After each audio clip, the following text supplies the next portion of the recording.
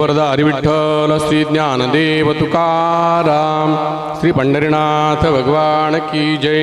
गोपाल कृष्ण भगवान की जय। माऊली ज्ञानेश्वर महाराज की जय। जगद्गुरु तुकाराम महाराज की जय। समर्थ सद्गुरु श्री गजानन महाराज की। समर्थ सद्गुरु श्री गोमाजी महाराज की जय। आदिशक्ति मुक्ताबाई की जय। सखाराम महाराज की जय। समर्थ सद्गुरु श्रीराम महाराज की जय। श्री संत दत्तूजी महाराज बजरंग बली की जय।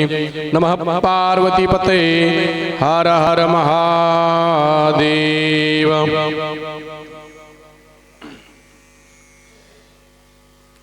हरी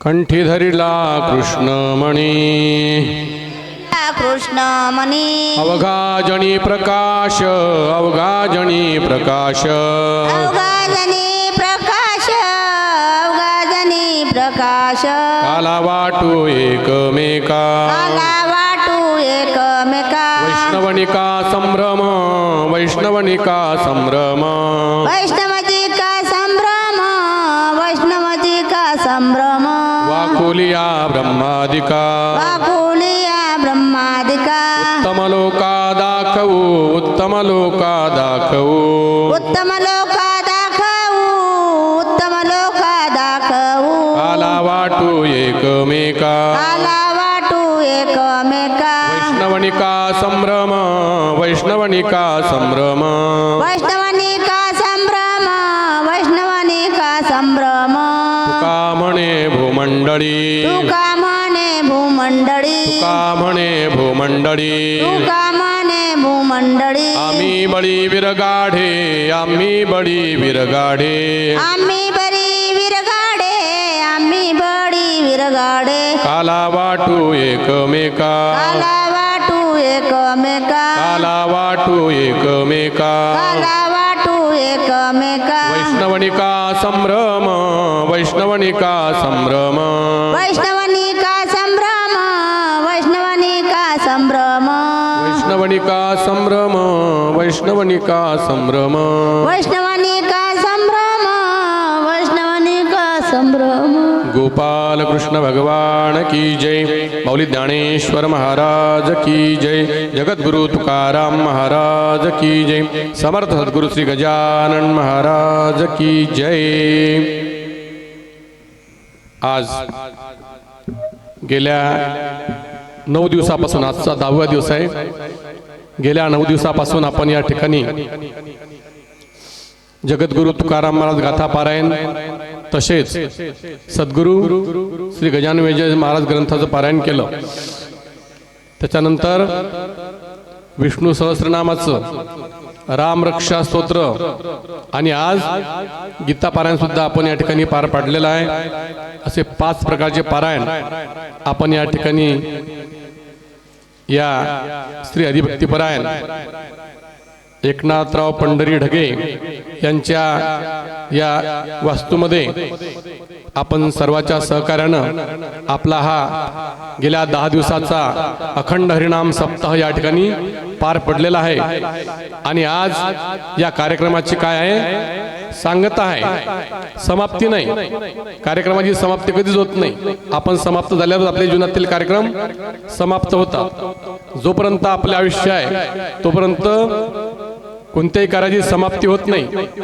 त्याला काय म्हणतात सांगता करावी लागते। आणि गेल्या 8 दिवसापासून आपण जे या ठिकाणी पारायण केलं 9 दिवसापासून जे नामस्मरण केलं त्या नामस्मरणाच्या बाबतीत आज जो आपल्याला सांगता करायची आहे त्याचा काय घ्यायचा आहे आपल्याला प्रसाद घ्यायचा आहे। भगवंताला काय मागायचं आहे याचा प्रसाद मागायचा आहे। आपण जे गेल्या 10 दिवसापासून या ठिकाणी जे केलं हा जो आपला काळ गेला हा कसा काळ गेला आपला आनंदात केला। आणि म्हणून संत सुद्धा म्हणतात की तुकाराम महाराज म्हणतात कौतुकड वाटे झाली या वेचाचे नाममंगळाचे तेने गुणे. भगवंताचं नाव कसं आहे? मंगल आहे, पवित्र आहे, पावन करणार आहे. आणि म्हणून गेल्या 9 दिवसापासून आपण या ठिकाणी नामस्मरण केलं अखंड. आणि म्हणून आजचा दिवस आपला कसाचा आहे? प्रसादाचा आहे. आपल्याला भगवंताकडून प्रसाद घ्यायचा आहे.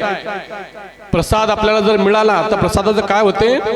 भगवान गीतेमध्ये सांगतात, प्रसादे सर्व दुःखानां हानी रस्योपजायते प्रसन्न चेतसो ह्याशु बुद्धी पर्यवतिष्ठते.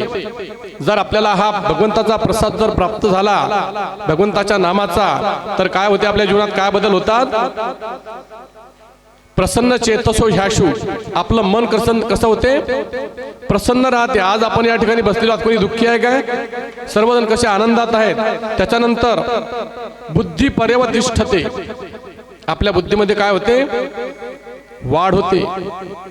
आपल्या जीवनातले जे संकट आहेत, हानी रस्योपजायते. आपल्या जीवनातील संकटाचा काय होतो? जळून खाक होतात ते. माऊली हरिपाठामध्ये सांगतात, हरी उच्चारणी अनंत पापरासी जातील लयासी क्षण मात्रे. जर भगवंताचं आपण एक नाव जर हरी जर म्हटलं आपण, तर क्षणात आपल्या जीवनातील जे संकट आहेत त्यांचा काय होऊन जातो? ते जळून जातात, भस्म होऊन जातात. आणि म्हणून कलियुगामध्ये सर्वात सोपे जे साधन सांगितलेलं आहे, जे आपल्या सर्वांकडून होऊ शकते, तेच साधन सर्व संतांनी विचार विनिमय करून आपल्याला सांगितलेलं आहे की तुम्ही काय करा? फक्त आणि फक्त भगवंताचं नामस्मरण करा. आणि हे नामस्मरण करण्याकरता तुम्हाला तुमचा संसार सोडावा लागत नाही, कुठेही वनात जावं लागत नाही, कुठेही तुम्हाला जावं लागत नाही. तुम्ही ज्या ठिकाणी असाल त्या ठिकाणी तुम्ही काय करू शकता? नामस्मरण करू शकता. आणि म्हणून हे नामस्मरण कशा करता करावं लागते?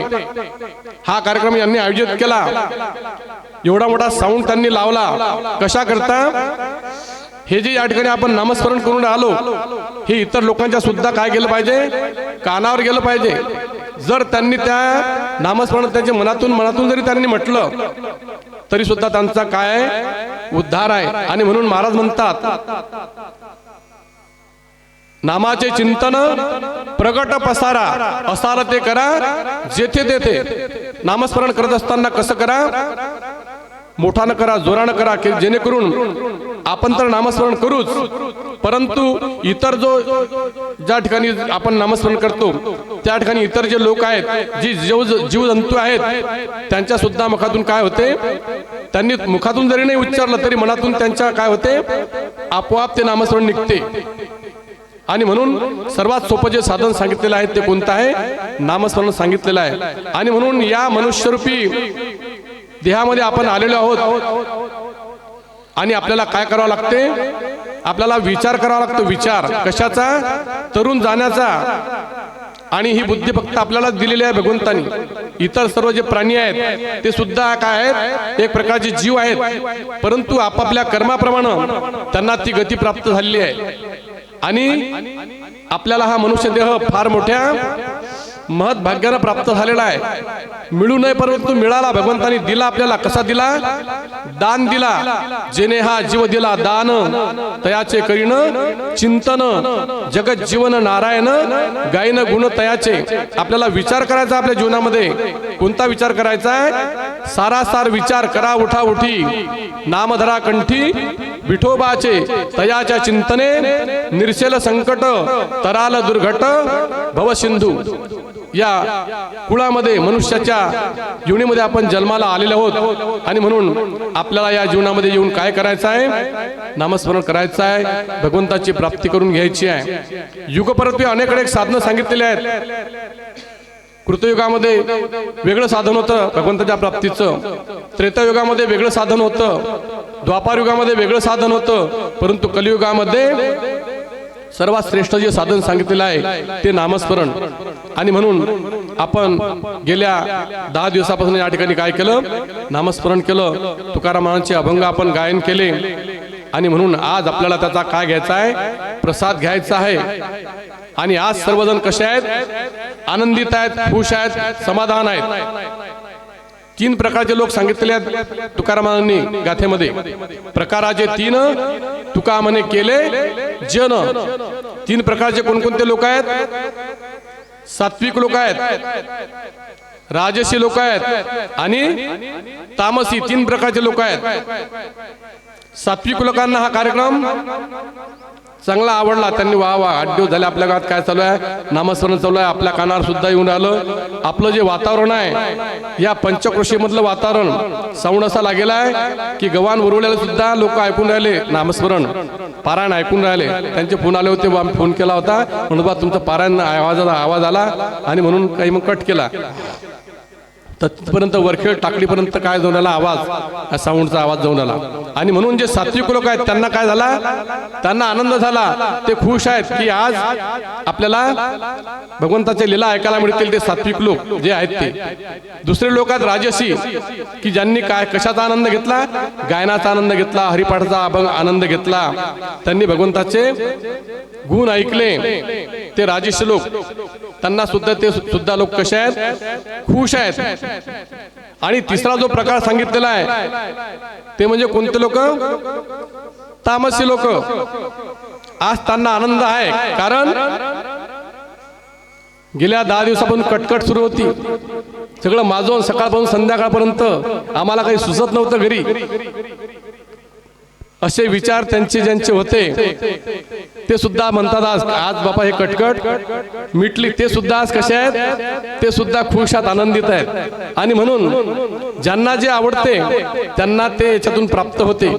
आणि आज हा जो आपला कशाचा प्रसादाचा दिवस आहे. आणि म्हणून आपण अज्ञान रूपी निद्रेत आपण झोपलेले आहोत. आणि त्या अज्ञानातून आपल्याला संत काय करतात, जागे करतात. या निशा सर्व भूतानाम तस्याय जागृती संयमी यशाय जागृती भूतानी सा निशा पश्यतो मुनेहे. साधू संत कुठं जागे आहेत, परमार्थामध्ये जागे आहेत साधू संत. आणि आपण कशामध्ये जागे आहोत, आपण संसारामध्ये जागे आहोत.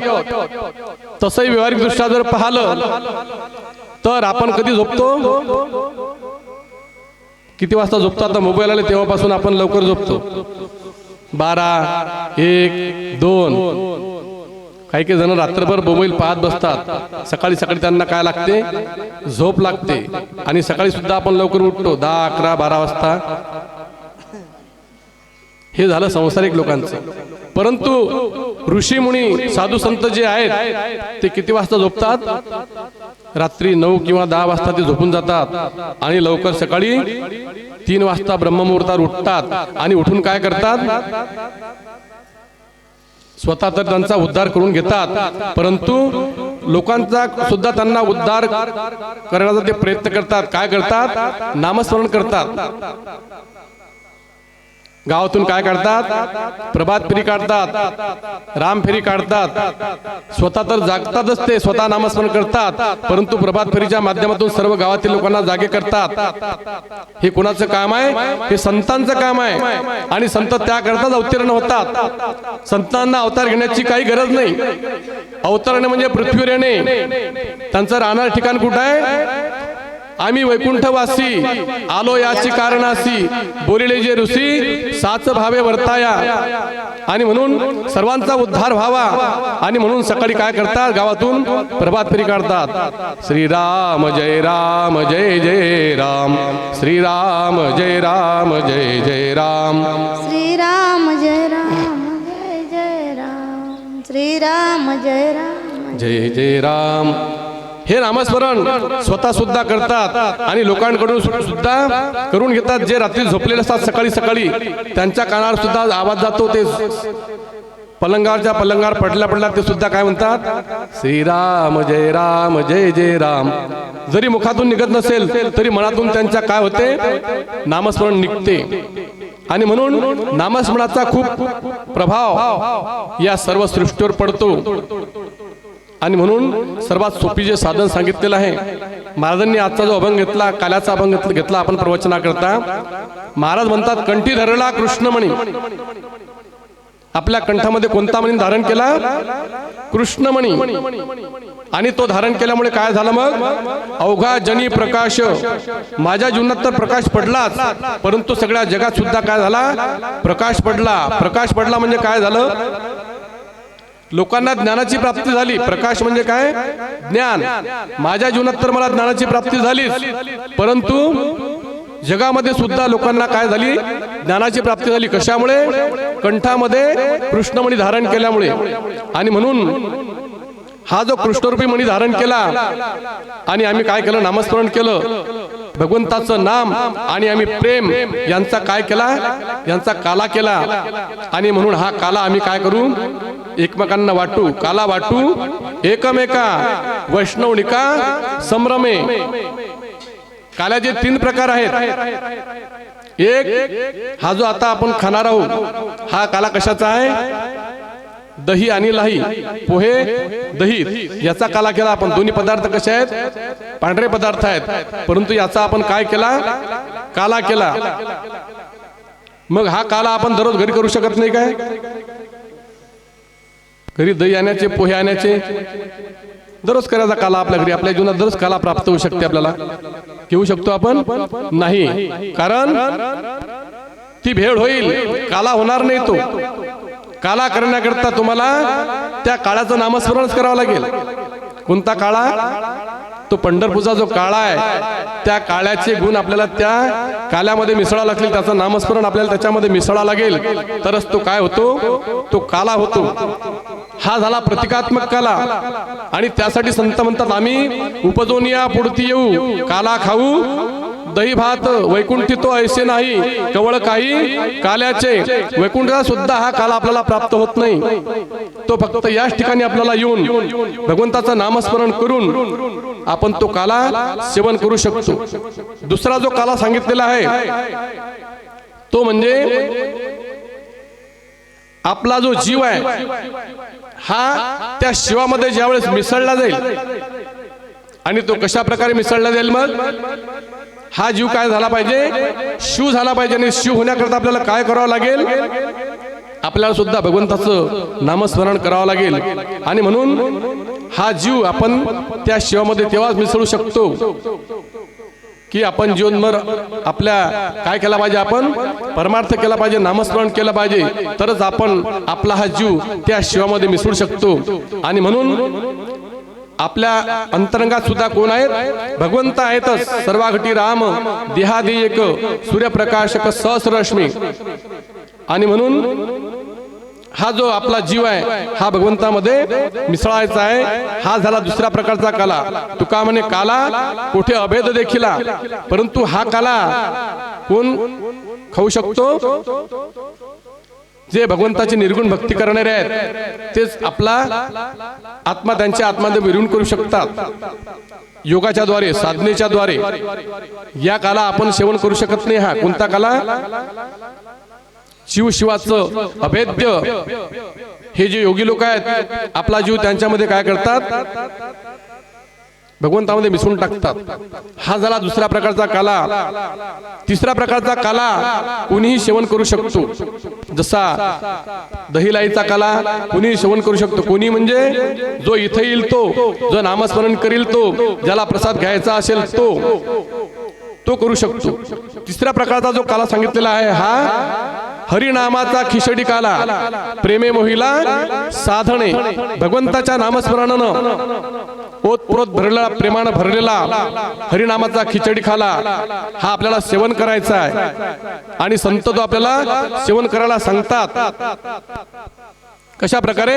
भगवंताचं नामस्मरण संत करतात, स्वतः करतात आणि आपल्याकडून सुद्धा करून घेतात. आणि भगवंताबद्दल आपल्या मनात प्रेम, उत्साह निर्माण करतात. हे कर्तव्य कोणाचं आहे? संतांचं कर्तव्य आहे आपल्याला जागी करण्याचं.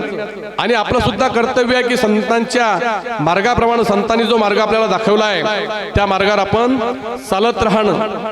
आणि त्याकरता संत उत्तीर्ण होतात. संतांना कळवळ असते की यांचा सुद्धा उद्धार व्हायला पाहिजे, यांचा सुद्धा, यांना मोक्षाची प्राप्ती व्हायला पाहिजे, ही संतांची सुद्धा तळमळ असते. आणि म्हणून सतत आपल्याला संत जागवत असतात. उठा जागे व्हारे आता, स्मरण करा पंढरीनाथा, भावे चरणी ठेवा माथा, चुकवा व्यथा जन्माच्या.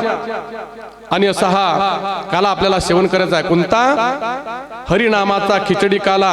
प्रेमे मोहिला साधणे. आणि हा जर आपण काला सेवन केला कोणता भगवंताच्या नामाचा तर आपल्या जीवनातील काय संकट जे असतील ज्या हानी असतील त्या सर्व काय होतात निघून जातात आणि आपले विचार चांगल्या प्रकारे आपण जीवन जगू शकतो। आणखी काय फरक पडते जर नामस्मरण आपण केलं आपल्या जीवनामध्ये। तुम्हाला एक दृष्टांत सांगतो। मीराबाई होऊन गेल्या। मीराबाई सर्वांना माहित आहे मीराबाईचं नाव। त्यांनी लहानपणीच त्यांचं लग्न कोणासोबत केलं होतं आई वडिलांनी भगवंतासोबत लावून दिलं होतं।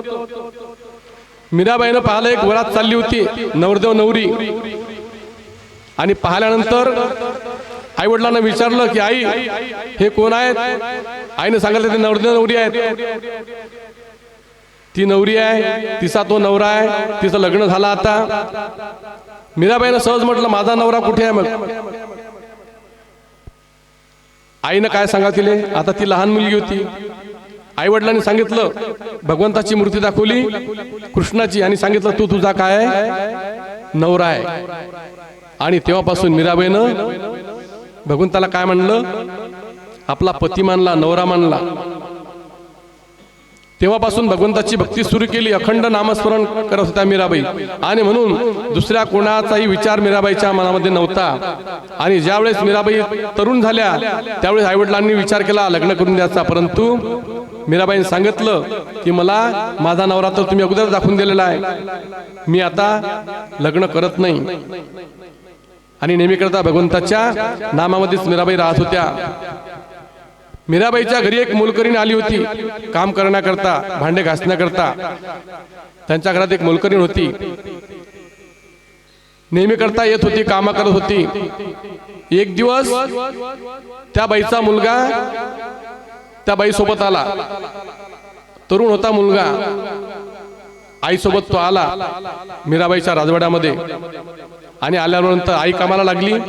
हा मोकळा खेळत होता बाजूला होता, परंतु यानं पाहिलं कोणाला पाहिलं मीराबाईला जसं पाहिलं तसं याच्या मनामध्ये इच्छा निर्माण झाली की आपलं लग्न कोणासोबत व्हावं मीराबाई सोबत। मीराबाई सुंदर होत्या दिसायला आणि मग याची इच्छा काय झाली आपलं मीराबाई सोबत काय झालं पाहिजे लग्न झालं पाहिजे। मुलगा कोणाचा मोलकरींचा भांडे घासणाऱ्या बाईचा आणि मीराबाई कोण राजकुमारी राजाच्या मुलगी। आणि मग जसं त्यानं मीराबाईला पाहिलं त्यानं विचार केला की मला आता काय पाहिजे मी लग्न करीन तर मीराबाई सोबतच करीन अन्यथा मी लग्न करणार नाही। आणि आईसोबत घरी गेला आईला सांगितलं आई मला लग्न करायचं आहे कोणासोबत मीराबाई सोबत। जसं आईनं ऐकलं त्या बाईचे हातपाय गळून गेले। म्हणे मूर्खा तू काय कुणाला तिथं आपण कशाला जातो काम करायला जातो मी त्यांच्या नखाची सुद्धा आपण बरोबर करू शकत नाही तू काय विचार करून राहिला हा। त्यानं सांगितलं याला आई जर माझं लग्न मीराबाई सोबत झालं नाही तर मी आजपासून काय करतो जेवणच करत नाही अन्न पाण्याचा त्याग करतो। जोपर्यंत माझं लग्न होत नाही तोपर्यंत मी अन्नही खात नाही पाणी सुद्धा पेत नाही असं आईला त्यानं सांगितलं। आणि त्या दिवसापासून त्यांना काय केलं अन्न पाणी बंद करून टाकलं। आणि त्याच्या आईने सुद्धा त्या दिवसापासून काय केलं अन्न पाणी बंद केलं। दुसऱ्या दिवसापासून त्या मीराबाईच्या घरी गेल्यानंतर अन्न पाणी बंद अंगामध्ये शक्ती राहत नाही। कशा झाल्या ती बाई अशी झाली हडकुडी झाली 4-5 दिवसातच। आणि मीराबाईने ज्यावेळेस पाहिलं की ही बाई तर चांगली होती आतापर्यंत, परंतु आता अशी कशी झाली हिची तब्येत बरोबर नाही का। त्याला विचारलं का ग तुझी तब्येत वगैरे बरोबर नाही का। नाही म्हणे चांगली आहे तब्येत। ती काय सांगेल, परंतु मीराबाईने तिला हट्ट केला विचारलं काय कारण म्हणे सांग तुझं तब्येत बरोबर नाही तुला दवाखान्यात न्यायचं का। नाही म्हणे। मग मीराबाई नाही काहीतरी चिंतेत आहेस तू काहीतरी काळजी आहे तुला सांग मला। ती म्हणे सांगतो पण तुम्ही वचन द्या म्हणे मला तुम्ही मला आम्हाला तुम्ही शिक्षा करणार नाही अशी वचन द्या। मीराबाई म्हणे ठीक आहे तुला आम्ही काही शिक्षा वगैरे काही करणार नाही तुझ्या मनात जे असेल ते सांग। आणि त्या बाईनं सांगितलं की म्हणे माझा मुलगा आला होता इकडे त्यानं तुम्हाला पाहिलं आणि त्या दिवसापासून त्यानं अन्न पाणी बंद केलं म्हणे खाणं। आणि जोपर्यंत म्हणे त्याची इच्छा आहे तुमच्यासोबत काय करायची लग्न करायची। मी त्याला समजावून सांगितलं म्हणे, परंतु तो काही ऐकायला तयार नाही. त्यानं अन्नपानाचा त्याग केला आणि त्याच्याबरोबर मी सुद्धा आता अन्नपानाचा त्याग केला आणि म्हणून माझी अवस्था अशी झालेली आहे. मीराबाई म्हणे जेवढीच गोष्ट आहे घेऊन या त्याला उद्या. काय सांगितलं मीराबाईनं? घेऊन या मुलाला तुमच्या. त्या बाईला आश्चर्य वाटलं. दुसऱ्या दिवशी त्या बाईनं आपला मुलगा सोबत आणला, मीराबाईच्या समोर उभा केला. मीराबाईने विचारलं, का रे माझ्यासोबत लग्न करायचं आहे काय? हो म्हणे. मीराबाईने सांगितलं, मी तुझ्यासोबत लग्न करते, परंतु माझी एक अट आहे. तो म्हणे तुमच्या सर्व अटी मला मान्य आहेत. काय म्हणे? तुमच्या सर्व अटी मला मान्य आहेत ज्या असतील त्या. मला तुमच्यासोबत काय करायचं आहे? लग्न करायचं आहे. मीराबाई म्हणे पहिले अट ऐकून घे म्हणे, अगोदरच होकार काही देऊ नको म्हणे, सांगा म्हणे. मीराबाईने सांगितलं, समोर एक पिंपळाचा ओटा होता आणि त्या ओट्यावर तुला बसायचं आहे आणि मी तुला मंत्र देते. त्या मंत्राचा किती दिवस जप करायचा आहे? 7 दिवस जप करायचा आहे, अखंड करायचा आहे. आणि 8व्या दिवशी मी तुला तुझ्या गळ्यामध्ये माळ घालेल. 7 दिवस तुला अखंड जप करायचा आहे. जर या 7 दिवसात तुला जर जप बंद पाडला तर आजूबाजूला 2 शिपाई ठेवते, त्यांच्या हातात 2 तलवारा देते. तुझा जर नामस्मरण बंद पडलं की तुझी मान धडावेगळी केल्या जाईल. ही अट आहे. 7 दिवस नामस्मरण करायचं, 8व्या दिवशी मी तुला स्वतःहून माळ घालीन. ठीक आहे म्हणे, मान्य आहे अट. आंघोळ वगैरे करून तो बसला तिथं आसन मांडून आणि सुरू केलं. मीराबाईने त्याला मंत्र दिला. कोणता दिला? श्रीकृष्ण गोविंद हरे मुरारे, हे नाथ नारायण वासुदेव. श्रीकृष्ण गोविंद हरे मुरारे, हे नाथ नारायण वासुदेव. सुरू झाला जप. पहिला दिवस गेला, दुसरा दिवस गेला, तिसरा दिवस गेला. त्याचा अखंड काय चालू होता? त्याचा जप चालू होता त्या ठिकाणी. आणि जसा जप त्याचा सुरू होता त्याची दिवसेंदिवस बुद्धी काय होत गेली? पालटत गेली. 7वा दिवस आला, 7वा दिवस पूर्ण झाला, 8वा दिवस उजाडला. 8व्या दिवशी मीराबाईनं काय केलं? हातामध्ये वरमाला घेतली आणि त्याच्या जवळ जाऊन उभी राहिली समोर. सांगितलं त्याला की आता मी तुझ्यासोबत, तुला मी आता पती म्हणून स्वीकार, तुझ्याला माळ घालते म्हणे मी. जसं त्यानं ऐकलं तसं त्यानं काय केलं? मीराबाईच्या चरणावर आपलं डोकं ठेवलं, साष्टांग दंडवत घातलं आणि म्हणाला, आई. काय म्हटलं? माझी बुद्धी भ्रष्ट झाली होती. कशामुळे? वासनेमुळे. आणि गेल्या 7 दिवसापासून मी काय करत आहे? नामस्मरण करत आहे. मला अक्कल आली, मला समजलं मी तुमचा कोण असून मला काय म्हणा? तुमचा पुत्र म्हणा, मला तुमचा शिष्य करून घ्या आणि मला माफ करा. ही ताकद कशाची आहे? फक्त नामस्मरणाची. नामस्मरणानं काय होत नाही? तुकाराम महाराज म्हणतात, काय न हे केले एका चिंतिता विठ्ठले, सर्व साधनाचे सार भव सिंधू तरी पार. आणि म्हणून नामस्मरण करत असताना आपण तर कराच, परंतु इतराकडून करून घ्या. ज्या ठिकाणी नामस्मरण होते तो परिसर, ती पंचक्रोशी एकदम पवित्र होऊन जाते, शुद्ध होऊन जाते. आणि म्हणून कार्यक्रम ज्या ठिकाणी होतो त्या ठिकाणी कोणत्याच प्रकारचं दैन्य, दुःख, संकट राहत नाहीत. त्या ठिकाणी साक्षात संत येतात, साक्षात भगवंत सुद्धा येतात. आणि भगवंताला आपल्या नामस्मरणाची काय आहे? जो नामस्मरण करतो भगवंताचं ब्रीद आहे, फक्ता राखे पायापासी दुर्जनासी संहारी. नामाच्या चिंतने 12 वाटा पळती विघ्ने. आणि म्हणून हे नामस्मरण आपल्याला सप्ते करावं लागतं. कशा करता? जरी इथं कुणी येऊन बसत नसेल, परंतु ज्यांच्या कानावर जात असेल त्यांच्या बुद्धीमध्ये सुद्धा काय होऊ शकतो? पालट होऊ शकतो. अशीच एक कथा आहे आणखी. बंगालच्या भागामध्ये एक संत होऊन गेले, गौरांग प्रभू. ते सुद्धा काय करत होते? अखंड नामस्मरण करत होते. आणि कसे करत होते?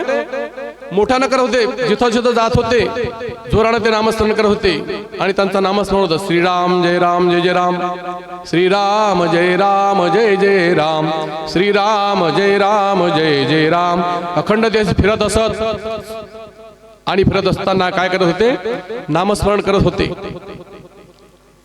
आणि असंच एक दिवस एक मुस्लिम युवक त्याच्या दारासमोर ते नेहमी करता जात होते आणि तो ते नामस्मरण ऐकत होता.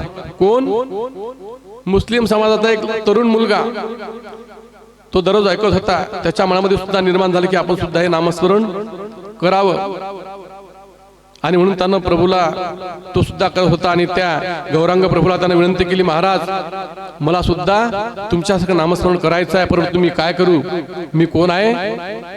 मी मुसलमान आहे, मला हे करता येत नाही, परंतु माझी इच्छा आहे. प्रभू ते म्हणत काय हरकत नाही, करा, तुला काय हरकत नाही. त्यानं सांगितलं माझं नाव तर हे आहे. गौरांग प्रभू काय हरकत नाही, मी तुझं नाव बदलून देतो. आणि त्याचं नाव ठेवलं हरिदास. काय नाव ठेवलं? हरिदास नाव ठेवलं. आणि तो सुद्धा नामस्मरण करायला लागला. आणि नामस्मरण करता करता ज्या लोकांना माहिती झालं त्याच्या की हा इकडून तिकडे गेला, या पार्टीतून तिकडे गेला आणि जे नाही करायचं ते करून राहिला. आणि मग त्यांनी त्याला बोलावलं, त्याला नेलं मस्जिदमध्ये, नेण्यात आलं त्याला आणि सांगितलं तू हे करू नको, तुझा धर्म कोणता आहे, तू या धर्मात राहा, याचं जे आहे ते कर, ते तू नामस्मरण करू नको. परंतु त्याला नामस्मरणाची गोडी लागली होती. त्यानं सांगितलं आता मी ते सोडणार नाही, मी त्यांना गुरु केलेला आहे, त्यांनी मला मंत्र दिलेला आहे आणि त्यांच्या याच्यानुसार मी चालतोय. आता ज्यावेळेस तो ऐकत नव्हता, सर्व लोकांनी काय केलं, त्याला खूप बेदन मारहाण केली आणि त्याचं एक गठोळ बांधलं त्याचं आणि नेऊन नदीमध्ये त्याला फेकून दिलं, मेला म्हणून समजून. परंतु भगवंताचे ब्रीद आहे, भक्ता राखे पायापाशी. त्याला फेकून दिल्यानंतर तो एका कुळ्यानं जाळं टाकलं होतं, त्या जाळ्यामध्ये तो अडकला आणि त्या कुळ्यानं त्याला बाहेर काढलं. काढल्यानंतर तो मेला नव्हता, तो जिवंत होता. त्या कोळ्याने त्याची काय केली, शुश्रूषा केली आणि तो पुन्हा काय झाला, चांगला ताजातवाना झाला आणि त्याचं पुन्हा सुरू झालं नामस्मरण. श्रीराम जय राम जय जय राम, श्रीराम जय राम जय राम. ज्यांनी मारलं होतं त्यांनी पाहिलं, अरे हा तर मेला म्हणून आपण सोडून दिला होता आणि हा तर जिवंतच आहे आणि हा तर ऐकत नाही, काय करायचं? त्यांनी दुसरी युक्ती आखली. आणखी कोणती? जशी तुकाराम माझ्याकडे एक बाई पाठवली होती, तशी त्याच्याकडे एक वेश्या पाठवली आणि त्याला सांगितलं की याला काय करायचं, याला भ्रष्ट करायचं. तिला पैसे दिले आणि ती म्हणाली ठीक आहे, काय हरकत नाही, याला भ्रष्ट करतो म्हणे. आणि मग ही वेश्या त्याच्या घरी गेली. याचं अखंड काय चालू होतं घरी? नामस्मरण चालू होतं, श्रीराम जय राम जय जय राम, श्रीराम जय राम जय जय राम. ती वेश्या गेली आणि सांगितलं की मला तुमच्यासोबत लग्न करायचं आहे, माझी इच्छा पूर्ण करा. त्यानं सांगितलं ठीक आहे, तू विचार करतो मी नंतर, परंतु आता मी साधण्याला बसलेला आहे, माझं नामस्मरण होऊ द्या, मी नंतर या विषयावर बोलतो. ठीक आहे म्हणे. ती बाई त्या ठिकाणी बसली. किती तास बसली? 2-3 तास बसली. परंतु याचं काय सुरू होतं? नामस्मरण सुरू होतं. ती बाई कंटाळली, म्हणे आज नाही आता उद्या येऊ. पैसे घेतले होते तिकडून. दुसऱ्या दिवशी सुद्धा आली, सांगितलं मला तुमच्यासोबत लग्न करायचं आहे. सांगितलं म्हणे थोडं नामस्मरण उद्या, नंतर आपण विचार करू. त्या दिवशी सुद्धा अखंड नामस्मरण. ती बाई कंटाळली, घरी गेली. तिसऱ्या दिवशी पुन्हा आली, तोच प्रकार. परंतु ते नामस्मरण तिच्या कानावर जात होतं आणि जात असताना तिची सुद्धा काय झाली, ती सुद्धा बुद्धी पालटली. आणि चौथ्या दिवशी ती आली, सांगितलं म्हणे मला पाठवलं होतं, ज्याकरता पाठवलं होतं, आता माझी बुद्धी चांगली झाली, मला माफ करा. त्या दिवसापासून तिनं तिचा व्यवसाय सुद्धा बंद केला आणि ती सुद्धा काय झाली, त्यांची शिष्या बनली. आणि नंतर आपल्या जीवनामध्ये कधीही वाईट काम केलं नाही. तर हा प्रभाव कशाचा आहे? फक्त नामस्मरणाचा. आणि नामस्मरण कशाचा? मनातल्या मनात नामस्मरण करू नका, जोरानं करा. नामाचे चिंतन प्रगट पसारा, जेणेकरून काय होईल, आपला सुद्धा उद्धार होईल आणि आपण दुसऱ्या सुद्धा काय करू शकतो, उद्धार करू शकतो. आणि म्हणून संतांनी हेच काम केलं, स्वतःचा सुद्धा उद्धार करून केला आणि लोकांकडून सुद्धा त्यांनी काय करून घेतलं, नामस्मरण करून घेतलं. लोकांना सुद्धा उद्धाराचा मार्ग त्यांनी दाखवला. आणि म्हणून या कलियुगामध्ये सर्वात सोपं साधन जे सांगितलं ते नामस्मरण. आणि म्हणून हा जो नामस्मरणाचा लाभ आपल्याला प्राप्त होतो, कोणाला प्राप्त होतो? फक्त मनुष्य देहामध्येच प्राप्त होतो. इतर ज्या योनी आहेत त्या आपल्यासारखं काय करतात, झोप घेतात, खातात, पितात, सर्व त्यांचं काय माणसासारखं आहे. परंतु त्यांना काय नाही, बुद्धी नाही. आणि बुद्धी नसल्यामुळे ते हा विचार करू शकत नाहीत. आणि म्हणून हा विचार फक्त कोण करू शकते? या मानवरूपी देहाला जे आलेले आहेत तेच हा विचार करू शकतात. देव लोक सुद्धा याची इच्छा करतात या नरदेहाची, की आपल्याला काय मिळाला पाहिजे? मानव देह मिळाला पाहिजे. स्वर्गीची अमर इच्छितादी देवा, मृत्यूलोकी व्हावा जन्मामा. कशा करता? नारायण नामे हो जीवनमुक्त, कीर्तने अनंत गाऊ गीती. आणि म्हणून हा जो कालाचा प्रसाद आहे, देवांना सुद्धा इच्छा असते की हा कालाचा प्रसाद आपल्याला मिळाला पाहिजे. आणि ज्यावेळेस भगवंताने गोकुळामध्ये काला केला त्यावेळेस सर्व लोकांना, देव लोकांना सुद्धा इच्छा होती की आपल्याला काला मिळावा. परंतु त्यांना काला मिळाला का? भगवंतांनी त्यांना काला मिळू दिला नाही. कारण काला कुठं आहे? फक्त मृत्यू लोकातच आहे. तुका म्हणे काला वैकुंठी दुर्लभ, वैकुंठात सुद्धा काला नाही. आणि म्हणून त्यांना भगवंतांनी काय दाखवल्या? वाकोल्या दाखवल्या की तुम्ही या मानवदेह आलेले नाहीत, तुम्ही लास्ता मानवदेह घ्यायला, म्हणून तुम्हाला हा कालाचा प्रसाद मिळणार नाही. आणि म्हणून खऱ्या अर्थाने याचे अधिकारी कोण आहेत? जे नामस्मरण करतात, जे परमार्थामध्ये चांगल्या प्रकारे राहतात. संसार सोडून, संसार सोडायचा नाही, परंतु तिकडून आपला वेळ काढून जो या ठिकाणी वेळ देतात ते खरे अधिकारी आहेत या काल्याच्या प्रसादाचे.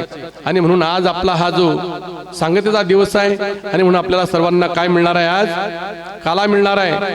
आणि योगायोग आपला कार्यक्रम किती दिवसाचा असते? हा 8 दिवसाचा असते. आणि यावेळेस आजचा कितवा दिवस आहे?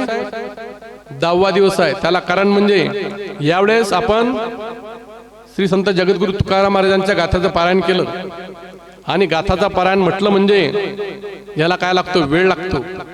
ज्ञानेश्वरीचं पारायण आपण 5 दिवसात सुद्धा करू शकतो, परंतु गाथाचं पारायण 7 दिवस सुद्धा आपल्याला वेळ कमी पडतो. आणि यावेळेस आपण पारायण एकच वेळ घेतलं, 12 ते 5. तसा पारायणाचा वेळ किती असते गाथा पारायणाचा? सकाळी 9 ते 12, दुपारी 3 ते 5. त्यात आपण टाइम ऍडजस्टमेंट करू शकतो. परंतु या 12 ते 5 या काळात वेळ कव्हर करू शकलो नाही, अर्धा तास शिल्लक आपण घेऊ शकलो नाही. आणि म्हणून आपल्याला पारायणाला किती दिवस लागले? 8 दिवस लागले. आणि म्हणून 9व्या दिवशी काला होता, परंतु त्या दिवशी महाराज आले होते, सोपान महाराज. त्यांनी सांगितलं की सोपान काका पुण्यतिथी आहे आणि श्री संत जगनाडे महाराज यांची सुद्धा आज काय आहे? पुण्यतिथी आहे. आणि म्हणून कालच्या ऐवजी आपण आज हा काला केला. सोपान काका संत होऊन गेले. कोणासोबत? माऊलींचे लहाने बंधू ज्ञानेश्वर माऊली, निवृत्ती दादा, सोपान काका आणि मुक्ताबाई, असे सोपान काका त्यांचा आज काय पुण्यतिथी आहे. माऊलींनी मागच्या महिन्यात पुण्यतिथी समाधी घेतली. कोण्या महिन्यात? कार्तिक वद्य त्रयोदशी. आणि त्याच्या एका महिन्यानंच श्री संत सोपान महाराज यांनी आजच्या दिवशी म्हणजे मार्गशीर्ष वद्य त्रयोदशी या दिवशी समाधी घेतली. सुरुवातला समाधी घेतली माऊलींनी, नंतर समाधी घेतली सोपान काकांनी, तिसरी समाधी आहे मुक्ताबाईची, आणि सगळ्यात शेवटी समाधी आहे निवृत्तीनाथ महाराजांची. कारण ते कोण होते? यांचे मोठे बंधू होते, गुरुवर्य होते. आणि ज्या वेळेस आई वडील त्यांना सोडून गेले त्यावेळेस आई वडिलांनी जबाबदारी टाकली होती यांच्यावर. कोणावर? निवृत्ती दादावर, की यांचा तू काय कर, सांभाळ कर. ते कसे गेले? त्यांच्या वडिलांनी काय घेतला होता? पहिले संन्यास घेतला होता. लग्न झाल्यानंतर काय घेतला होता? संन्यास घेतला होता. परंतु ज्या वेळेस त्यांचे गुरु आळंदीला आले आणि माऊलींची आई प्रदक्षिणा मारत होत्या पिंपळाच्या झाडाला आणि मारता मारता रामानंद स्वामी दिसले. त्यांचं काय घेतलं, दर्शन घेतलं आणि त्यांनी आशीर्वाद दिला. काय दिला आशीर्वाद? पुत्रवती भव, सौभाग्यवती भव. आणि मग त्यांना हसू आला. संत ओळखतात की ही बाई कशासाठी हसली ना, आपले काय कशा करता हसली. विचारलं तू का हसली? सांगितलं म्हणे तुम्ही आशीर्वाद दिला पुत्रवती भव, परंतु माझे पती तर सोडून गेले, संन्यास घेतला त्यांनी. तुम्ही आशीर्वाद दिला मला पुत्रवती भव. चौकशी केली, समजलं की आपल्याकडे जो शिष्य आलेला आहे तो जिता काय असावा, पती असावा. आणि म्हणून तीर्थयात्रेला जाता ते परत गेले. खुनाखाना विचारल्या आणि रुक्मिणी मातेला सोबत घेऊन गेले. कुठं? काशीला घेऊन गेले. आणि त्यांना विचारलं, रुक्मिणी मातेचे पती होते कोण? विठ्ठल पंत. लग्न झालं आहे काय? आणि सांगितलं हो लग्न झालं, परंतु माझा विचार नव्हता संसारामध्ये राहण्याचा. आणि म्हणून मी काय केला, मी संन्यास घेतला. गुरूंनी आज्ञा केली नाही, आता परत कुठं जा, संसारामध्ये जा, संसार कर चांगल्या प्रकारे. आणि म्हणून पुन्हा संन्यास घेतल्यानंतर पुन्हा कुठं आले, संसारामध्ये आले. आणि संसारामध्ये आल्यानंतर किती अपत्य झाली? 4 अपत्य झाली. निवृत्तीनाथ दादा, माऊली ज्ञानेश्वर महाराज, सोपान काका, आई मुक्ताबाई, चौघे जण कोण आहेत? साक्षात भगवंताचे अवतार आहेत. निवृत्ती दादा म्हणजे कोण? स्वामी निवृत्ती दातार, सदा शिवाचा अवतार स्वामी निवृत्ती दातार, महाविष्णूचा अवतार सखा माझा ज्ञानेश्वर. ब्रह्मा सोपान तो झाला, भक्त आनंद वर्तला. आदिशक्ती मुक्ताबाई, ताशी जनी लागे पाई. चौघे कोणाचे अवतार आहेत? 4 देवाचे अवतार आहेत, ब्रह्मा विष्णू महेश आणि आदिशक्ती. कशा करता आले अवतार? कशा करता घेतला? जगाच्या कल्याणाकरता अवतार घेतला. भगवंतांनी कुरुक्षेत्रावर गीता सांगितली. कधी सांगितली? द्वापार युगामध्ये सांगितली. गीता संस्कृत मध्ये आहे. हे गुह्य ज्ञान आहे, गुप्त ज्ञान आहे. कलियुगामध्ये लोकांना संस्कृत भाषा समजत नाही. आणि म्हणून त्या गीतेचं रूपांतर कशामध्ये केलं? ज्ञानेश्वरीमध्ये केलं. की या लोकांना सुद्धा या ज्ञानाचा काय झाला पाहिजे, उपयोग झाला पाहिजे. यांनी सुद्धा आपला उद्धार करून घेतला पाहिजे. आणि म्हणून माऊलींनी पुन्हा काय घेतला? भगवंतांनी अवतार घेतला माऊलीच्या रूपानं. आणि त्या गीतेचं रूपांतर ज्ञानेश्वरीमध्ये केलं. आणि म्हणून हे जे 4 मुलं झाले, लोक यांना खूप त्रास देऊ लागले. कोणते लोक? कोणते लोक? हे ब्राह्मण समाजात होते. आणि ब्राह्मणच लोक त्यांना काय देत होते? त्रास देत होते. काय देत होते? आपल्याला जास्त दुसऱ्या लोकांकडून त्रास होत नाही. त्रास कोणाकोणा लोकांकडून होतो? जवळच्याच लोकांकडून जास्त त्रास होतो. आणि यांना ते संन्यासाचे पोरं म्हणून काय होत होते? हिनावत होते. यांना वाळीत टाकलं होतं, यांना जातीबाहेर त्यांनी टाकलं होतं.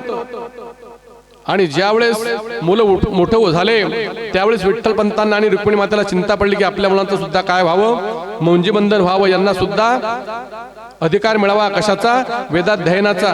आणि म्हणून सर्व ब्राह्मणांना विनंती केली की आमची काय करून द्या तुम्ही, यांची मुंज करायची आम्हाला आज्ञा द्या तशी. आम्हाला वाळीत टाकू नका, तुमच्या जवळ धरा. परंतु ते ब्राह्मण लोक काय म्हणत होते? नाही तुम्हाला अधिकार नाही. हे तुम्ही संन्यास घेतल्यानंतर तुम्हाला मुलं झाले, यांना अधिकार नाही तसा. परंतु त्यांनी एक दिवस सभा भरवली आणि विचारलं ब्राह्मणांना, काहीतरी याच्यावर उपाय असेल तुम्ही सांगा. तुम्ही जो सांगसाल उपाय तो आम्ही मान्य करू. आणि म्हणून एका ब्राह्मणाने काय सांगितलं? तुम्ही देहांत प्रायचित्त घ्या, नंतर आम्ही यांच्या मौंजी बंधनाचा विचार करू. यांनी ताबडतोब हो म्हटलं दोघांनी बी. काही हरकत नाही, आमच्या मुला जर चांगलं होत असेल तर आम्ही देह प्रायचित्त घ्यायला तयार आहोत, देहांत प्रायचित्त. आणि म्हणून त्यांनी काय केलं? आपला देह गंगा मातेला त्यांनी समर्पण केला. परंतु तरी सुद्धा यांना ब्राह्मणांनी अधिकार दिला नव्हता. आणि ज्यावेळेस मग यांनी अधिकार मागितला ते म्हणत तुम्ही कुठं जा. त्यावेळेस दक्षिण काशी म्हणून कोण होतं? पीठ होतं पैठण. तुम्ही त्यांच्याकडे जा. त्यांच्याकडे गेले, त्यांना सुद्धा सांगितलं. तिथं सुद्धा त्यांची खूप टिंगल केली पहिले. नंतर मग यांनी सामर्थ्य दाखवलं आपलं. जीव आणि प्राणी कोण आहेत? सर्व एकच आहे, त्यांच्यामध्ये आत्मा एकच आहे. आणि जो रेडायत होता त्याच्या मुखातून मग काय वधून घेतले? वेद. नुसतं साधं बोलणं नाही केलं, काय बोलून घेतलं? वेद बोलून घेतले. रेड्यामुखी वेद बोलविला, गर्वद्विजांचा हरविला, शांती रूपे प्रगटला ज्ञानोबा माझा. त्या रेड्याला सुद्धा सोबत घेऊन आले. अनेक चमत्कार त्यांनी आपल्या जीवनामध्ये केले. चमत्कार संत करतात कशा करता? लोकांना फक्त दाखवण्याकरता. संत चमत्कार करत नाहीत. नामस्मरणाशिवाय संत काहीच करत नाहीत.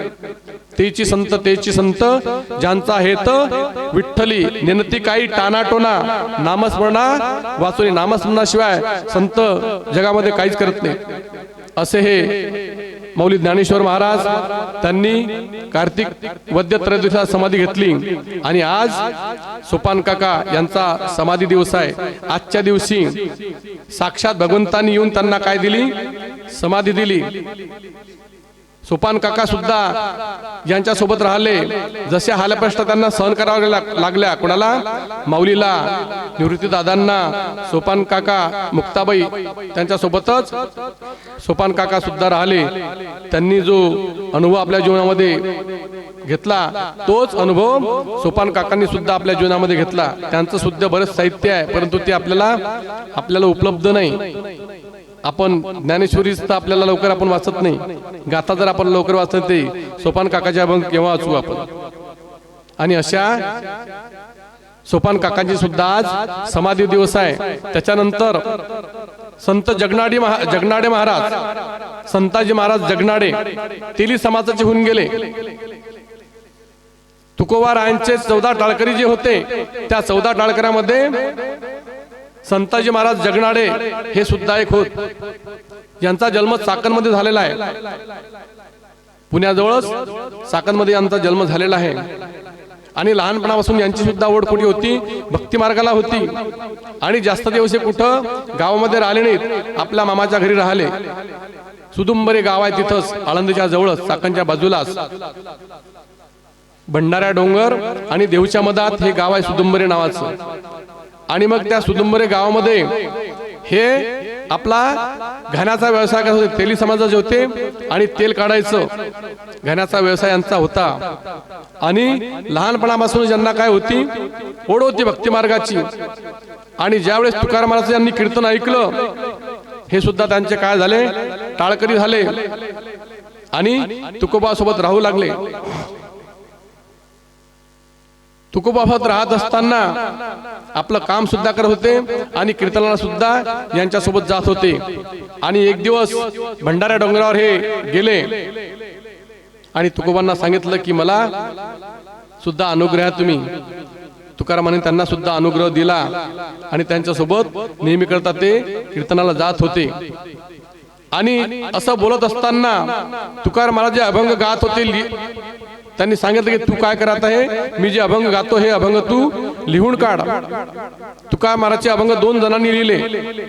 एक गंगारामबुवा मवाळ आणि संताजी महाराज जगनाडे, या दोघांनी तुकोबारांचा गाथा लिहिला. गंगारामबुवा मवाळ हे सुद्धा कोणते सांसारिक होते. एक दिवस त्यांची म्हैस हरवली आणि म्हैस शोधण्याकरता हे सर्व गावभर फिरले, परंतु यांना म्हैस दिसली नाही. मग जंगलात गेले, डोंगरावर गेले आणि ज्या डोंगरावर तुकाराम महाराज भजन करत होते तिथं जाऊन त्यांनी पाहिलं इथं कोण? तुकाराम महाराज बसले आहेत. आणि जाऊन त्यांना विचारलं, महाराज माझी म्हैस दिसली काय? तुकाराम महाराज काय करत होते? नामस्मरण करत होते. तुकाराम मनात थोडा राग आला, परंतु संत राग दाखवत नाहीत आपला, कोणावर राग काढत नाहीत. आपल्याला किती त्रास हो ते संत दाखवत नाहीत. आणि मग त्यांनी सांगितलं, अरे बाबा मी या ठिकाणी जो आलेलो आहे, गावातून कशा करता आलो? लोकांचा त्रास न व्हावा, नामस्मरण चाललं एकांतात घडावं म्हणून या ठिकाणी मी आलेलो आहो. आणि तुम्हाला काय विचारतं? पुन्हा तेच विचारतं, संसारातलं काहीतरी भगवंताविषयी विचार, देव पायाचं काहीतरी विचार, भगवंताच्या प्राप्तीचं काहीतरी साधन विचार. काय विचारून राहिलाय? म्हैस विचारून राहिला तुम्हाला. तुकोबांना राग आला आणि सांगितलं, जाय तुझी म्हैस कुठे आहे? तुझ्याच गोठ्यात आहे. म्हैस गोठ्यात नव्हती बरं, परंतु संतांचं वाक्य कधी खोटं होत नाही. आणि म्हणून तो काय झाला, तिथून निघाला आणि जाऊन पाहते तर खरंच म्हैस गोठ्यात होती. म्हणे 8 दिवस झाले आपली म्हैस हरवली होती, आपण शोधत होतो पण म्हैस दिसली नाही. आणि यांनी सांगितलं गोठ्यात आहे. यांना कसं समजलं तिथं डोंगरावर राहून, तिथं कुठे इकडे आले का घरी, ते आले नाहीत. पण त्यांनी सांगितलं आणि त्याच्या डोक्यामध्ये काय पडला, प्रकाश पडला की हे सामान्य नाही. आणि त्या दिवसापासून तो सुद्धा त्यानं संसाराचा काय केला, त्याग केला आणि तुकाराम महाराजांसोबत राहू लागला आणि तुकारामाचे अभंग लिहू लागला. आणि त्यांचं गुप्त भाषण झालं, एक संभाषण दोघांचं, तुकाराम महाराजांचं आणि संताजी महाराजांचं. दोघांनी एकामेकाला सांगितलं, तू जर अगोदर गेला तर मी तुझ्या मातीला येईल आणि मी जर गेलो तर तू माझ्या मातीला येजो. असं दोघांचा गुप्त संवाद झाला. आणि पण अगोदर कोण गेलं, तुकाराम महाराज गेले. संताजी महाराज त्यांच्या मातीला गेले, परंतु त्यांना वचन दिलं होतं मी सुद्धा तुझ्या मातीला येईल. आणि म्हणून ज्यावेळेस संताजी महाराज गेले त्यावेळेस संताजी महाराजचं प्रेत ज्या ठिकाणी पुरवल्या गेलं त्यांच्या याच्यामध्ये प्रेत जाळत नाहीत. तेली समाजामध्ये असं म्हणतात बा, त्यांना काय करतात, पुरवतात, त्यांना माती देतात. आणि ज्यावेळेस ते प्रेत गाडलं गेलं, त्यांना माती टाकल्या गेली, परंतु ते प्रेत त्यांचं तोंड जे आहे ते वरवर येत होतं, तोंडावर माती पडत नव्हती. खूप माती टाकली, सर्वांनी माती टाकली, परंतु प्रेताचं तोंड काही झाकल्या जात नव्हतं. सर्व लोक कंटाळले, घरी गेले निघून. परंतु संताजी महाराजचा मुलगा जो होता बाळाजी नावाचा, तो काय झाला, झाडावर जाऊन बसला. त्याने विचार केला, आपले वडील आता हे तोंड तर उघडच आहे, काही कोणी आले पशु पक्षी तर काय करतील, प्रेताची विटंबना करतील, म्हणून तो कुठे गेलाच नाही. तो झाडावर जाऊन बसला, जागीच बसला नामस्मरण करत. रात्री 12 वाजता कोण आलं, तुकाराम महाराज आले. तुकाराम महाराज वैकुंठाला निघून गेले होते अगोदरच. तुकाराम महाराज आले, त्यांनी पाहिलं गेले, बापरे तुकाराम महाराज आले. आणि तुकाराम महाराजांनी काय केलं, माती घेतली आणि टाकली एका पिटी अशी भरून, प्रेत पूर्ण झाकल्या गेलं. आणि म्हणून तुकाराम महाराज किती वेळा परत आले, एका तेलियाकाराने आम्हा वैकुंठाहून झाले येणे. 3 वेळा तुकाराम महाराज वैकुंठाहून परत आले. पंढरपूरला जात असताना त्यांची मुलगी जी भागीरथी तिच्या घरी गेले असताना मुलीची इच्छा झाली की आपले वडील आपल्या घरी आले, यांना आपण काय करावं, काहीतरी यांना खाण्याकरता करावं. आणि म्हणून विचारलं, बाबा तुमच्यासाठी काय करू. बाबाने सांगितलं, बाई काही इच्छा नाही माझी, पण आहे तुझी इच्छा तर कर मग शेवळ्या. मुलीनं शेवळ्या टाकल्या, पण दूध काही भेटलं नाही. महाराज म्हणून जाऊ दे, दुसऱ्या एखाद्या सोडीन आणि शेवळ्या खाईन तुझ्या घरच्या. महाराजांनी शेवळ्या काही खाल्ल्या नाहीत. महाराज तसे निघून गेले. परंतु गेल्यानंतर महाराज कुठे गेले, डायरेक्ट वैकुंठाला गेले. आणि ज्यावेळेस मुलीला ही घटना माहीत पडली, मुलगी वडी गेल्यानंतर मुलीचा काय हाल होते हे तुम्हाला सर्वांना माहीतच आहे, स्त्रियांना माहीतच असते. आणि म्हणून ती धाय मोकळून रडू लागली की बाबांनी माझ्याकडच्या शेवळ्या सुद्धा खाल्ल्या नाहीत, त्यांना शेवळ्या सुद्धा मी खाऊ घालू शकली नाही. आणि तिचा एकदम तिचं मन भरून आलं. आणि ती कुठं आली, देहूला आली. आणि आल्यानंतर घरी जाऊन डायरेक्ट कुठं गेली, इंद्रायणी तीरावर गेली, इंद्रायणीच्या काठी गेली आणि त्या डोहामध्ये उडी टाकली. कशा करता, आपला जीव देण्याकरता. जसं उडी टाकली, भगवंतानं काय केलं, मासोळीचं रूप घेऊन आपल्या शेपटीनं तिला बाहेर फेकून दिलं काठावर. आणि ती धावा करत बसली, कोणाचा, तुकोबाचा. बाबा गेले कोण्या गावा, भागीरथी करी धावा. आणि म्हणून हा धावा कुठं गेला, तुकाराम महाराजच्या कानावर गेला, स्वर्गामध्ये. आणि तुकाराम महाराज आपल्या मुलीसाठी आले, तिच्या घरी गेले. तिने काय केल्या, शेवळ्या केल्या, परंतु त्यावेळेस सुद्धा दूध मिळालं नाही. तुकाराम महाराज, दूध नाही काय, आता मी बघ शेवळ्या खाल्ल्याशी जात नाही, ते भांड दे. समोर कुणाचं मंदिर होतं, भोलेनाथाचं मंदिर होतं, तिथं नंदी होता. जाऊन त्यांनी काय केलं, त्या नंदीला उठवलं, उभं केलं आणि त्याचं काय काढलं, दूध काढलं. एलेश्वरा ते पूजले, दूध नंदीचे काढले. कोण्या नंदीचं दूध काढलं, तुकाराम महाराज. आणि म्हणून तुकाराम महाराज देवानं सुद्धा दूध काढलं बैलाचं. ज्यावेळेस राधा माता घरी येत होती, कुठं नंदाच्या वाड्यामध्ये भगवंताच्या भेटीला, त्यावेळेस भगवंत राधा मातेलाच पाहत होते. राधेला पाहून फुलले हरी आणि गाईचं दूध काढायला जात होते. पण गाईच्या खाली जाऊन नाही बसले. कुठं जाऊन बसले? बैलाच्या खाली जाऊन बसले. इकडे नंदाबाबा पाहून राहिले, यशोदा माता पाहून राहिली की हा पाहून राहिला त्या राधेकडे, आणि बसला कुठे? बैलाच्या खाली दूध काढायला बसला. दूध काढलं का भगवंतानं? काढलं. बकेट भरून दूध काढलं. ऑटोमॅटिक पुन्हा दूध काढलं. बैलाचं सुद्धा दूध काढलं भगवंतानं. पण कोण्या? जिवंत. परंतु संतांची शक्ती भगवंतापेक्षा वरची आहे. कर्तुम अकर्तुम अन्यथा कर्तुम ही शक्ती भगवंताकडे आहे, परंतु संत त्याच्यापेक्षा वरचे आहेत. भगवंताचा अवतार कशा करताय? भगवंत तीनच कार्य करतात. भक्ता राखे पायापासी, दुर्जनाशी संहारी, धर्माचे पालन, धर्म रक्षावया अवतार घेसी, आपुल्या पाळीसी भक्तजना.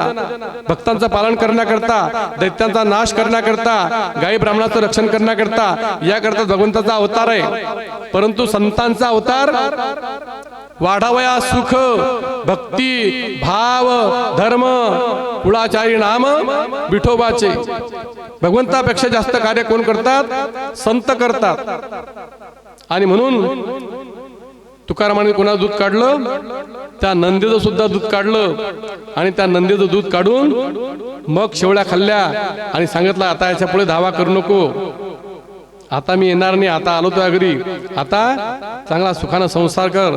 त्या भागीरथीला आशीर्वाद देऊन महाराज निघून गेले. हे झालं 2 वेळा. आणखी एका करता आलते. कोण? त्यांचे शिष्य निळोबाराय. त्यांनी सुद्धा स्वप्नात त्यांना अनुग्रह दिला होता. आणि म्हणून त्यांची सुद्धा इच्छा होती की भगवंता तुकारामाने आपल्याला काय द्यावं? दर्शन द्यावं. आणि त्यांनी सुद्धा धावा केला. त्यांचा धावा ऐकून कोण आलं धावून? साक्षात भगवंत आला. परंतु निळोबाने सांगितलं, तुला कोण बोलावलं इथं? इथे तुझं लागी बोलावले कोणी? प्रार्थीला वाचून का आलासी का? तुला बोलावलं नाही. मला कोणाची भेट पाहिजे? तुकाराम महाराजची भेट पाहिजे मला. आणि त्यांच्याकरता सुद्धा तुकाराम महाराज कुठून आले? स्वर्गातून आले. ठिकाणकरता आले. अजूनही म्हणतात आणखी एक गवारशेठ वाणी होते, त्यांच्यासाठी सुद्धा आले होते. ते सुद्धा तुकोबराचे टाळकरी होते. असे अनेक वेळा आले, परंतु आपल्याला 3च उदाहरणं माहित आहेत. निळोबारा करता, भागीरथी करता आणि संताजी महाराज जगनाडे तेली यांच्या करता. असे हे संताजी महाराज जगनाडे यांची सुद्धा आज काय आहे? त्यांची सुद्धा पुण्यतिथी आहे. सोपान काकांची सुद्धा पुण्यतिथी आहे.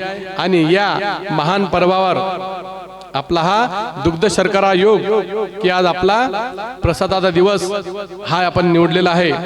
आणि या प्रसादात कथा त्रिवेणी संगम, देव भक्तानी नाम,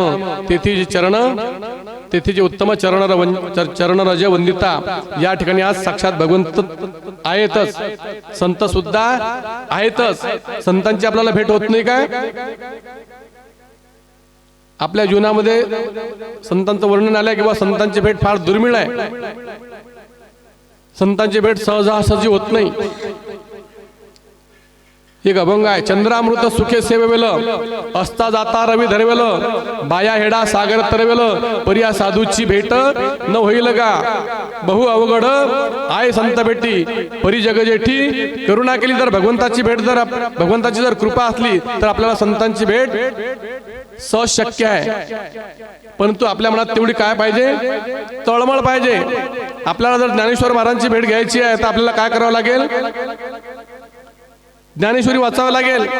ज्ञानेश्वर महाराज तुमच्यासोबत साक्षात बोलतील आणि आपल्याला काय करतील? भेट देतील. मौली ज्ञानेश्वर महाराज आज रोजी सुद्धा समाधीमध्ये काय आहेत? बसलेले आहेत. काय करतात? रामकृष्ण हरी विठ्ठल केशवा हा अखंड जप त्यांचा चालू आहे. आणि जो खरा साधक आहे त्या साधकाला तो आवाज ऐकून अजून ऐकायला मिळतो. जर समाधीला कान लावून आपण ऐकला तर तो आवाज आपल्याला ऐकायला येतो. पण तो कोणाला? जो खरा साधक असेल त्याला. माऊली आज रोजी सुद्धा तुम्हाला काय देतात? दर्शन देतात. तुम्हाला तुमचं कल्याण करतात. तुमच्यावर कृपा केल्याशिवाय राहत नाहीत. परंतु तेवढी आपली सुद्धा काय पाहिजे? आपली इच्छा पाहिजे, तळमळ पाहिजे, आपला सुद्धा भाव पाहिजे, आपली सुद्धा श्रद्धा पाहिजे. श्रद्धावान लभते ज्ञानम तत्पर संयतेंद्रिय. ज्ञानाची प्राप्ती कोणाला होते? ज्याच्या मनात श्रद्धा आहे, विश्वास आहे, त्याला ज्ञानाची प्राप्ती होते. आणि ती करण्याकरता गीतेमध्ये आणखी सांगितलेलं आपल्याला कशी करावी लागते. श्रद्धावान होण्याकरता तद्विद्धी प्रणिपातेन परिप्रश्नेन सेवया उपदेक्षन्ते ते ज्ञानम ज्ञानिनस्तत्वदर्शिनः. जर आपल्याला ज्ञानाची प्राप्ती करून घ्यायची असेल तर जेथ ज्ञानाचा कुरठा तेथ सेवा हा दारवंटा. तो स्वाधीन करी सुटा ओळगुणी. आपल्याला संतांची सेवा करावी लागेल. सेवा करावी लागेल म्हणजे काय करावं लागेल? आपल्याला ज्ञानेश्वरी वाचावं लागेल, आपल्याला गाथा वाचावं लागेल. ज्या ठिकाणी काही कार्यक्रम असेल त्या ठिकाणी आपल्याला सेवा करावी लागेल. कोणती सेवा? तुम्ही झाडून काढा, तुम्ही सारवा, तिथं तुम्ही रांगोळी करा, मंदिरामध्ये झाडून काढा. ही सेवा आहे. आणि जर सेवा तुम्ही केली तर तुम्हाला नक्कीच भगवंताची प्राप्ती झाल्याशिवाय राहणार नाही. संत तुमच्यावर प्रसन्न झाल्याशिवाय राहणार, तुम्हाला आशीर्वाद दिल्याशिवाय राहणार नाही.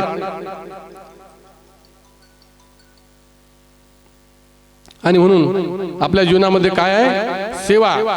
सेवा महत्वाची आहे. सेवा जर तुम्ही केली तर तुम्हाला ज्ञानाची सुद्धा प्राप्ती होऊ शकते, संतांची प्राप्ती होऊ शकते, भगवंताची सुद्धा प्राप्ती होऊ शकते. आणि आपल्याला आपल्या कल्याणाचा मार्ग सुद्धा आपल्याला मिळू शकतो. आणि म्हणून या जीवनामध्ये आपल्याला काय करायचं आहे?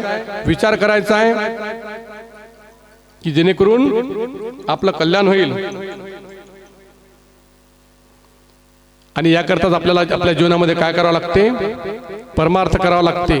या जीवनामधून आपल्याला विचार करायचा आहे कोणता? आपल्याला तरुण देण्याचा, भगवंताकडे जाण्याचा मार्ग आपल्याला यातून शोधायचा आहे. आणि या कलियुगामध्ये हे जंक्शन स्टेशन आहे, इथून आपल्याला कुठे जाता येते. आणि म्हणून आपण विचार करून कुठं लागलं पाहिजे? परमार्थाच्या वाट्याला आपण लागलं पाहिजे. संतांच्या मार्गावर जर आपण चाललो तर नक्कीच आपला उद्धार झाल्याशिवाय राहणार नाही. आणि म्हणून आज आपल्याला प्रसाद सेवन करायचं आहे. आणि म्हणून महाराज म्हणतात, काय म्हणतात? तुका म्हणे काला वैकुंठी दुर्लभ विशेषा लाभ संत संगे. संतांसोबत आपण गेल्या 8 दिवसापासून आहोत. म्हणून आपल्याला आज कालाचा प्रसाद प्राप्त होत आहे. आणि म्हणून संत या भूमंडळावर कसे आहेत? बळी आहेत. संत काही करू शकतात. आणि म्हणून महाराज म्हणतात तुका म्हणे बळी, तुका म्हणे भूमंडळी, आम्ही बळी वीर गाढे. आम्ही वीर आहोत आणि देवापेक्षा आम्ही काय आहोत? बळी आहोत. आणि म्हणून आमच्या जीवनामध्ये आम्हाला हा काला सेवन करायला मिळतो. या अभंगातून तुकाराम महाराजांना हेच सांगायचं आहे. आणि आपल्या जीवनामध्ये आपण काय करायचं? कंठामध्ये आपण काय करायचं? धारण. भगवंताचं नाव कृष्णमणी धारण करायचं आहे. मण्याचे लय प्रकार आहेत, 84 प्रकार.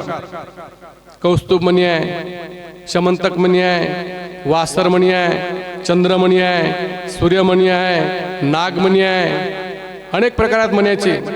आणि हे जे मणी आहेत, चिंतामणी आहे. हे मणी काय करतात? चिंतामणी काय करते? आपल्या चिंता दूर करतो. नागमणी कुठं असते? सापाच्या फणीमध्ये असते. तो जर भेटला आपल्याला तर काय होते? सगळं धनधान्य त्यापासून आपल्याला प्राप्ती होते. आणि म्हणून आपल्याला हा जो सर्वात श्रेष्ठ मणी जो सांगितलेला आहे कोणता? कृष्णमणी. हा आपल्याला आपल्या कंठामध्ये काय करायचा आहे? धारण करायचा आहे. हा मणी आपल्याला सहज मिळतो, फुकट मिळतो. काही विकत घ्या लागते का? नाम फुकाचे फुकाचे देवा पंढरी रायाचे. हे नामस्मरण आपल्या मुखामध्ये आपण धारण करा. आणि आपण काय करून घ्या? आपल्या जीवनाचा उद्धार करून घ्या. आणि म्हणून झालेली सेवा भगवंताच्या चरणी अर्पण करून, सद्गुरु जगद्गुरु तुकाराम महाराज यांच्या चरणी अर्पण करून या ठिकाणी आपल्याला थांबायचं आहे आता. कारण वेळ झालेली आहे. कशाची? प्रसाद घेण्याची, जेवणाची वेळ झालेली आहे. भुका सर्वांना लागलेल्या आहेत आणि आपल्याला प्रसाद सेवन करायचा आहे. आणि म्हणून झालेली सेवा जगद्गुरु तुकाराम महाराज यांच्या चरणी अर्पण करून मी या ठिकाणी थांबतो. माझ्या मुखातून जे काही वाईट शब्द निघाले असतील ते माझ्या बुद्धीचे दोष, जे काही चांगलं असेल ते मला माझ्या संतांच्या, सद्गुरूंच्या, आईवडिलांच्या पुण्याने जे प्राप्त झालेलं आहे ते आपल्या पुढे मांडण्याचा प्रयत्न केला. जे योग्य असेल ते सर्वांनी आपण त्याचा स्वीकार करावा, जे योग्य असेल ते टाकून द्यायचं आणि आपल्या जीवनात आपण परमार्थाकरता वळावं. आणि ज्यांच्याकडून हा कार्यक्रम होत असेल, जे हा कार्यक्रम करत असतील, त्यांच्या जीवनामध्ये कोणत्याही प्रकारचं दुःख राहू नये. त्यांच्या जीवनामध्ये काय व्हावी, भरभराट व्हावी आणि त्यांना उदंड निरोगी आयुष्य लाभो आणि त्यांच्याकडून, त्यांच्या कुटुंबाकडून असेच कार्यक्रम घडत राहो, हीच प्रभूच्या चरणी आपण मागणी करून या ठिकाणी आपल्या सेवेला पूर्णविराम देऊ. पुंडलिक वरदा हरी विठ्ठल.